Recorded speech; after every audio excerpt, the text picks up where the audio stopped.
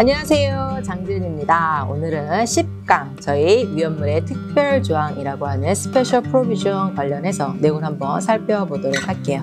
지난 강의 때 저희가 블루페이지 위험물 목록을 통해서 이 스페셜 프로비전이라고 하는 부분에 대해서 간단하게 좀 살펴보았었는데, 오늘 요거를 몇 가지 예시를 통해서 저희가 좀 세부적으로 좀 들어가서 내용을 한번 보는 방식으로 진행을 하도록 할게요. 그러면 저희 위험물의 특별조항이다라고 하는 것은 일단 블루페이지의 내용을 한번 살펴보시게 되면 저희 위험물별로 이런 특별조항을 가지고 있을 수도 있고 없을 수도 있다라는 거죠. 근데 지난 강의에서 말씀드렸던 것처럼 특별조항을 가지고 있다? 그럼 반드시 확인해 보셔야 된다는 얘기인 거예요. 확인 후에 적용 유무를 판단해 주셔야 되는 거고, 적용이 되어진다라고 할 때는 규정에 엄격히 준수해서 적용해 주셔야 된다라고 하는 것을 보아주실 수가 있다라는 거죠. 그러면 스페셜 프로비전이 있냐 없냐라고 하는 것은 어떻게 확인하실 수가 있느냐라고 하는 것은 지난 강의에서도 말씀드렸지만 스페셜 프로비전은 칼럼 N번에 나와 있다라고 말씀을 드렸었죠. 그런데 모든 위험물에 스페셜 프로비전이 있는 것은 아니고 있는 아이도 있고 없는 아이도 있다라고 말씀을 드렸어요. 그럼 있다라고 할 때는 반드시 저희가 규정 적용 유무를 판단해 주셔야 되는데, 어디 가서 확인하시느냐라고 하게 되면 DGR 구성에 있어서 섹션 4라고 하는 저희 아이덴티피케이션 안에 4.4라고 하는 서브섹션의 스페셜 프로비전이라고 하는 내용이 있거든요. 거기에 A라고 하는 레터와 더불어서 저희 숫자 디지트 코드로 해가지고 각각의 스페셜 프로비전이 언급되어져 있어요. 그래서 위험물별로 칼럼 N번에서 식별한 스페셜 프로비전의 내용을 상세히 확인해 주실 수가 있다라고 하는 거죠. 그러면 저희 화면에서 보시는 거와 관련해서 저희 아세탈을 잠깐 볼게요. 아세탈 보시게 되면 UN 1088에 저희 아세탈이라고 하는 아이로 선언되어 있고 클래스 3의 위험물로 선언이 되어 있는데, 이 아이 칼럼 N번을 보시게 되면 저희가 스페셜 프로비전이 별도로 선언되어 있지 않죠. 그러면 이런 경우에는 해당이 없다는 얘기인 거예요. 그런데 UN 1089라고 하는 아이를 보시게 되면 클래스 3에 분류되어지는 위험물인데, 여기 N번 칼럼을 보시게 되면은 저희 스페셜 프로비전에 A1이라고 하는 스페셜 프로비전이 선언되어 있음을 보아주실 수가 있죠. 이렇게 선언되어 있다라고 하게 될 경우에는 저희 DGR 규정 4.4에 들어가셔서 요 스페셜 프로비전 A1이 가지고 있는 의미가 뭔지를 확인해 주셔야 되고, 적용 유무를 판단해 주셔야 된다는 얘기인 거예요. 그래서 어떤 물질이 운송이 되어질 때 스페셜 프로비전이 블루 페이지를 통해서 식별이 되어진다, 그럼 반드시 적용 유무를 판단해 주셔야 된다라고 하는 거죠. 무시하시면 절대 안 된다라고 하는 것을 보아주실 수가 있어요. 여기 하나 더 예시를 보시게 되면 UN 2790 같은 경우에도 보시게 되면 요 N번 칼럼에 A803이라고 하는 스페셜 프로비전이 선언되어 있잖아요. 그러면 당연히 이 아이는 저희 DGR 규정 4.4에 들어가셔서 A803이 어떤 의미를 가지고 있는지, 그 다음에 운송이 되어질 때 어떻게 적용해야 되는지 판단을 해주셔야 된다라고 하는 것을 보아주실 수가 있는 거죠. 그래서 스페셜 프로비전을 어떻게 식별하고 그 다음에 적용 유무에 대한 부분을 어떻게 저희가 찾아갈 건지에 대한 부분을 방금 설명을 드린 부분이고요. 그럼 이제 실질적으로 어떤 내용들이 담고 있는지에 대한 부분을 저희가 예시를 몇 가지 가지고 한번 살펴보자라고 하는 부분이에요. 그러면 첫 번째를 하나 좀 보시게 되면 저희 UN 1089라고 하는 아이를 좀 보아주시게 되면 1089라고 하는 아이는 클래스 3에 분류되어지는 위험물이고요. 포장물 겉면상에는 플레이머블 리퀴드라고 하는 해저드 라벨을 부착해야 한다라고 되어 있어요. 그리고 패킹 그룹은 1으로 지정이 되어 있는 것을 보아주실 수가 있고요.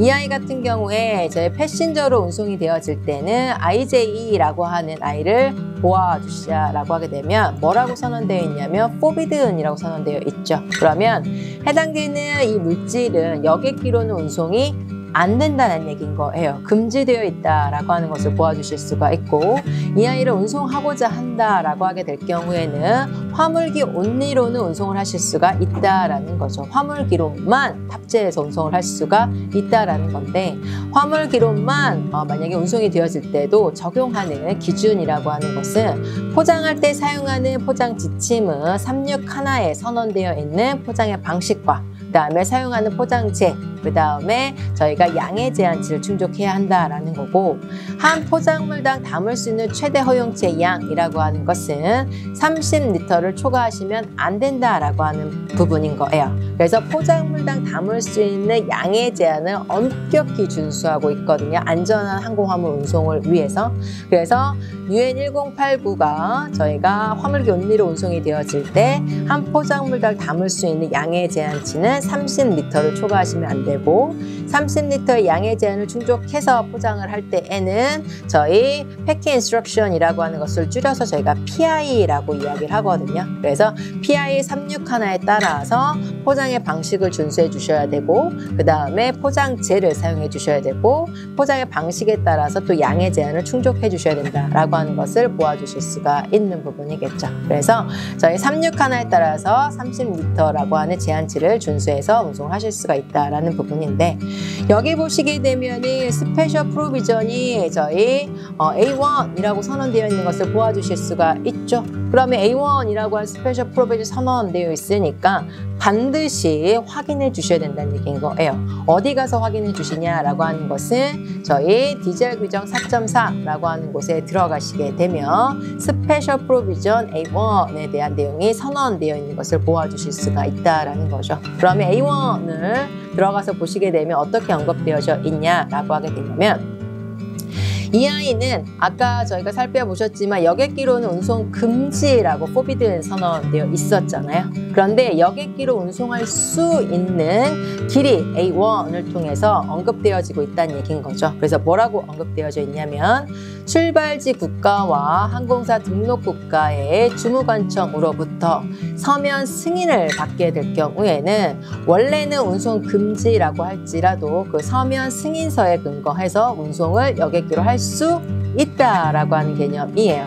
당연히 운송할 때는 그 서면 승인서가 첨부되어져서 운송이 되어야 하겠죠. 그래서 그 내용을 봐주시면 되고 다만 여기에서 참고로 생각해 주셔야 될 건 뭐냐면 항공사가 위험물을 접수하는 부분에 있어서는 접수에 대한 재량권이라는 게 있거든요. 그러니까 운송을 하는 부분에 있어서의 재량권이라고 있는 부분이 있어요. 그래서 이렇게 서면 승인을 받아서 운송을 해야 되는 부분에 있어서 항공사의 서면 승인서를 제출한다고 해서 항공사가 무조건 그 위험물을 접수해야 된다는 건 아니거든요. 그래서 이러한 서면 승인을 받아서 운송이 되어지는 아이 같은 경우에는 사전에 항공사와 협의를 통해서 서면 승인서를 제공했을 때 해당하는 위험물을 접수할 건지에 대한 협의가 필요하다라고 하는 것도 참고로 기억해 주셔야 되는 부분이겠죠. 그래서 이 UN 1089 같은 경우에는 원칙적으로는 여객기로는 운송 금지라고 선언되어 있지만 A1이라고 하는 특별 조항에 근거해서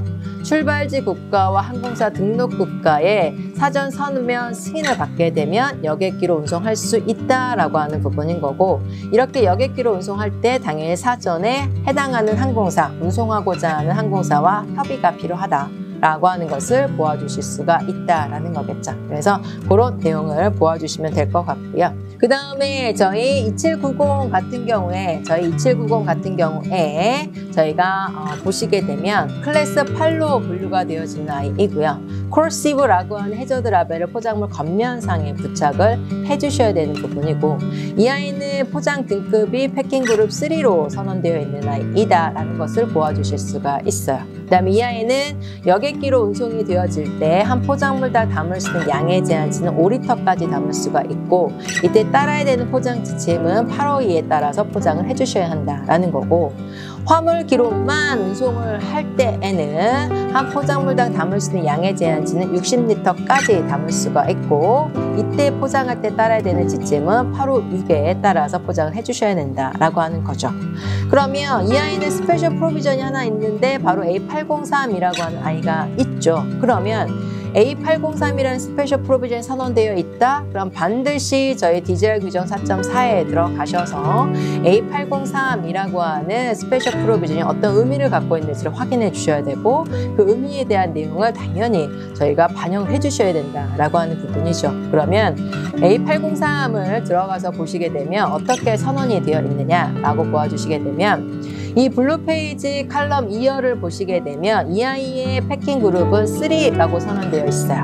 그럼 3라고 하는 것은 저위험도라고 하는 아이를 의미하는 부분인 거잖아요. 그런데 A803이라고 하는 것은 뭐냐면 저희 블루 페이지 2열에 패킹 그룹 3라고 지정되어 있을지라도 운송상의 안전성을 확보하기 위해서 사용하는 포장재 같은 경우에는 패킹 그룹 2의 성능 시험을 통과한 포장재를 써야 한다라고 하는 부분이죠. 그래서 사용하는 포장재에 대해서 저희가 특별하게 요구되어지는 규정에 대한 내용을 보아주실 수가 있다라고 하는 거죠. 그래서 패킹 그룹 3라고 하는 저위험도를 가지고 있는 물질이라고 하더라도 운송상의 안전성을 확보하기 위해서 사용하는 포장재는 더 상위 등급인 패킹 그룹 2의 성능 시험을 통과한 포장재를 써야 한다라고 하는 게 A803이라고 하는 특별 조항에 근거해서 언급되어져 있으니까 당연히 포장재를 선택할 때도 이 규정에 부합한 포장재를 선택해 주셔야 한다라고 하는 것을 살펴주실 수가 있다라고 하는 거겠죠. 그러면 마지막 하나만 저희 더 보고자 하게 되면 저희 A123에 대한 내용을 볼 건데 이 내용을 아래에 한번 살펴보시게 되면 저희 A 칼럼에는 아무것도 기재되어 있지 않아요. 그 다음에 B 칼럼에 보시게 되면 옅은 글씨체로 Batteries Dry라고 되어 있는 것을 보아주실 수가 있죠. 저희가 앞선 강의에서 살펴보셨지만 Proper Shipping Name은 칼럼 B열에 어떻게 선언되어 있느냐? 굵은 글씨체로 선언되어 있다라고 말씀을 드렸어요. 그럼 옅은 글씨체로 선언되어 있다는 것은 정식 운송 명칭이 아니다라고 하는 부분이죠. 그러면 Batteries Dry라고 하는 것은 흔히 저희가 실무적으로 건전지라고 이야기하는 거예요. 그러면 건전지라고 하는 아이는 UN 넘버도 지정되어 있지 않고요. 그 다음에 저희가 Batteries Dry라고 하는 옅은 글씨체로 되어 있으니까 정식 운송 명칭도 지정이 되어 있지 않아요. 근데 다만 옆에 보시게 되면은 이 대거 심벌이라고 이야기를 하거든요. 십자가 모양 되어 있는 부분이 이 대거 심벌의 의미는 어떤 의미냐라고 하게 되냐면 이 Batteries Dry라고 하는 아이가 어떠한 정의를 갖고 있는지에 대한 부분을 별도로 확인해 볼 수 있는 저희 DGR 상에서 어펜딕스라고 하는 부분에 글로서리라고 하는 용어 해설, 용어 정의라고 하는 칼럼이 있거든요. 거기에 이 건전지는 어떠한 정의를 가지고 있고 어떤 아이가 속한다라고 하는 부분이 언급되어져 있어요. 그러면 그 정의에 충족한 아이는 저희 건전지로 분류가 되어지는데 거기에 어떻게 선언되어 있냐면 소형기기에 전기를 공급하는 밀폐 형태로 제조된 건식 형태 배터리를 저희가 Batteries Dry 건전지라고 이야기하는 거고요. 거기에 기준에 부합하는 이런 건전지라고 하는 아이는 옆에 보시게 되면 비위험물이라고 선언되어 있는 것을 보아주실 수가 있죠. 근데 이런 아이가 비위험물을 운송하기 위해서는 반드시 충족해야 되는 스페셜 프로비전 A123이라고 하는 아이가 언급되어져 있는 것을 보아주실 수가 있어요. 그럼 A123이라고 하는 것은 뭐냐라고 하는 것은 저희 스페셜 프로비전 4.4에 들어가시게 되면 A123의 정의가 언급되어지는데 A123에 따라서 비위험물을 진행하기 위해서는 충족되어지는 기준이 있는데 그게 바로 뭐다? 단락 방지와 우발적인 작동 방지에 대한 조치가 취해져 있는 경우에 한해서만 이 건전지의 형태의 배터리 같은 경우에는 비위험물을 운송할 수 있다라고 하는 부분이죠. 그래서 저희가 건전지가 운송되어진다고 했을 때 무조건 비위험물로 가는 게 아니라 요구되어지는 특별 조항에 따라서 단락 방지와 우발적인 작동 방지의 조치가 취해져 있다? 그러면 비위험물로 운송을 할 수 있다라고 하는 것으로 보아주실 수가 있는 거죠. 저희가 세 가지의 특별 조항에 대한 예시를 살펴보셨는데 이 특별 조항에 담고 있는 내용들은 되게 다양해요. 그렇기 때문에 어떤 내용이 적용이 되어지는지에 대한 부분은 4.4를 들어가셔서 해당되는 스페셜 프로비전 내용을 반드시 확인해 주셔야 되고 그 확인된 내용이 실질적으로 운송이 되어질 때 적용되어져야 되는지 여부를 판단해 주셔야 된다는 얘기인 거예요. 그래서 위험물이 운송이 되어질 때 특별조항이 선언되어 있다 반드시 확인해 보셔야 된다라는 것을 다시 한번 말씀을 드려요. 그래서 여기까지 저희가 10강 위험물에 대한 위험물에 대한 특별조항에 대한 부분을 저희가 살펴보셨다라고 하는 것을 보아주시면 되겠다라는 거고요. 저희가 다음번 강의 같은 경우에는 저희가 운송 금지 위험물이라고 하는 내용을 가지고 저희가 한번 또 수업을 진행해 보도록 할게요. 그러면 이번 강의는 여기까지 마무리하는 걸로 하도록 하고요. 저는 다음 강의에서 뵙는 걸로 하도록 하겠습니다. 수고 많으셨습니다.